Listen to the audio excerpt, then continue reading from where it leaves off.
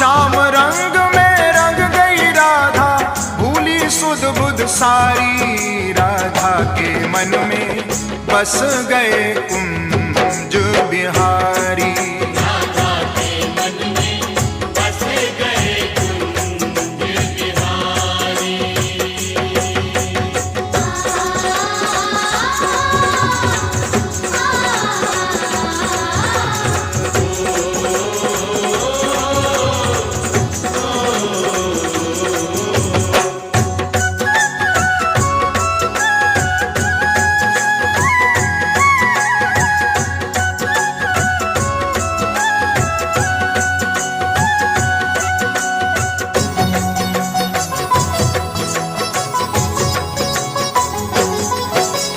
श्याम नाम की चुनड़ी ओढ़ी, श्याम नाम की चूड़ियां,